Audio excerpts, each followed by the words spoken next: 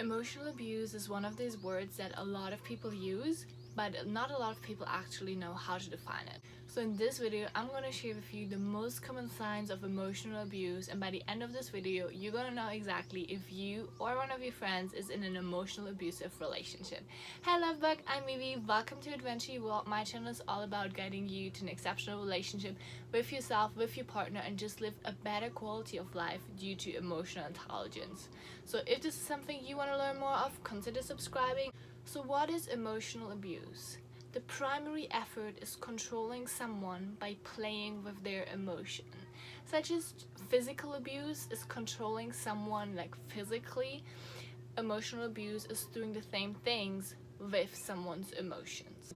So there's a lot of different signs, from name calling to blaming, and one of the most traumatic ones that I found is telling your partner, I'm gonna kill myself if you break up with me. And I've actually heard this, I've literally heard this, people saying to other people, like, if you break up with me, I'm gonna kill myself.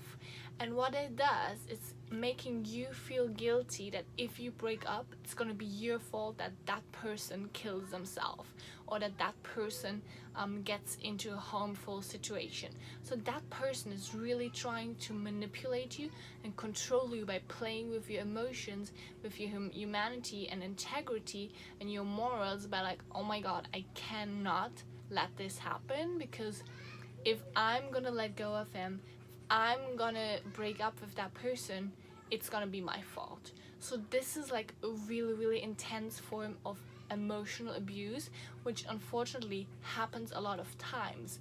But these people are either not aware of what they're actually doing, or they're using it strategically to keep you small, to press you down, and to control you, put them into your hands, and literally get you to the position where you're able or willing to do whatever that person wants you to do.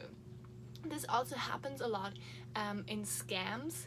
If someone tries to scam you for money, for different things, playing with your emotions till that point where you're really like, oh my god, I'm gonna do everything that you're okay, but please don't kill yourself, please don't harm yourself. That's such a terrible thing that I really want you to listen closely to all the signs, so that if you are in a situation like that, or if one of your friends, partners, or anyone you know is in a situation like that, that you're able to help them and get them out of that situation. Because emotional abuse also has long-term effects on the person that is emotionally abused, and it's really not great for the long-term development and happiness and quality of life of that person. So let's get started. What are the signs of emotional abuse? So as I said, it's a lot of verbal abuse, name calling, belittling, punishing the other person, keeping the other person like down or small, trying to talk bad about the person, making you feel bad, not talking to you, punishing you in whatever kind of forms, refusing to talk, being dissatisfied with whatever you do, no matter how you do it, always having a higher expectation and wanting you to do better, expecting you to share their opinion or not having an opinion at all, demanding that you name certain dates or times where something exactly happens. For example, if you're in an argument and you're like, well, last time you were being really mean to me, and the person's like, oh yeah, really? Okay, tell me what exactly did I say? Tell me when exactly did it happen? And if you're unable to do that, then it's like, well, you just invented that, or that's not true at all, or you just made that up. And the person is always trying to be in control, be in the higher position, and manipulate you.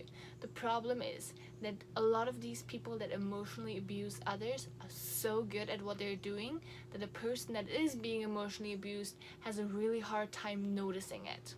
Or if the person is noticing it, it's like, I really don't want to get out of the situation, like, I actually love my partner, I care about my partner.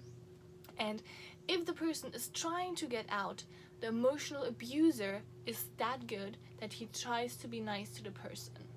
He's building a good relationship for a few days or a few weeks, and then once you think like, oh wow, now everything is great, he'll start again. emotionally abusing you, controlling you, squeezing you, pushing you. And that's a mind game that goes on and on and on and on. But for most people, they stay stuck in that situation for a very long time, if not forever. There are a lot of mind games involved in all kinds of forms, but also withholding affection, trying to punish you and manipulate you in whatever way possible, lying, not telling the whole truth, making up stories. All these things are signs of emotional abuse. Expecting you to spend all their time with them whenever they want you or need you, hoping or expecting you to drop whatever you're doing and just be there for them, demanding you to spend all the time together, expecting you that whenever they want you or need you, that you drop everything and just focus on them, and really controlling and manipulating you in the slightest and biggest ways possible.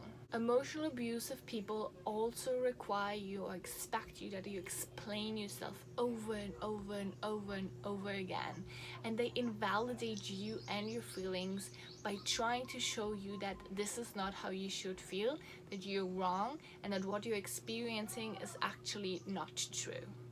A lot of emotional abusers will humiliate you in public, they will make you feel guilty or ashamed, and have drastic mood changes and outbursts of emotions that they can't really control themselves, and that maybe they're sorry afterwards, but in the emotions they're like, what's going on? Emotional abusers are also really good to play with your fears and insecurities and use these points to squeeze you and manipulate you even more. So they can be really strategic with it, and they really know how to get you in a mind game and how to get you stuck in there. A lot of emotional abusers also act superior and entitled.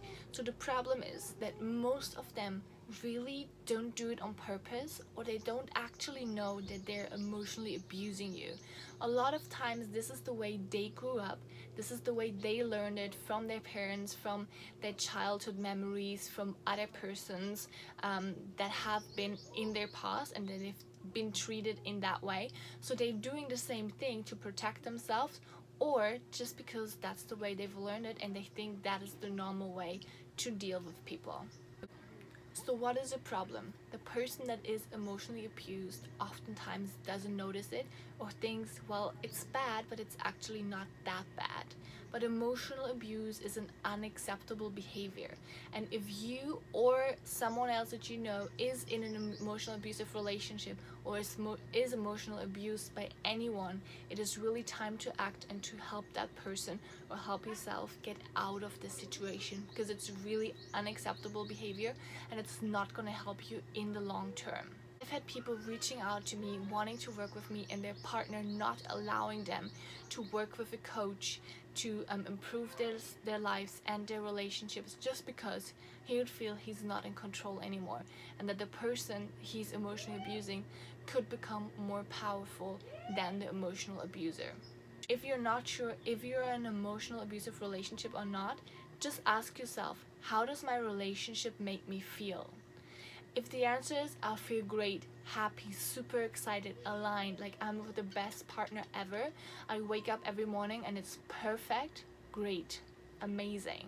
But if you wake up and you're like, oh my god, I'm fearful, I'm doubtful, I have insecurities, I'm really scared what's gonna happen today, I'm not sure how he's gonna treat me, I'm not sure how to make sure that I'm doing everything right that he wants me to do, I'm not sure how to please him, I'm actually not feeling great in my relationship, and I'm kind of scared and worried and anxious, then these are really big indicators that you're in an emotional abusive relationship and it's time to get help.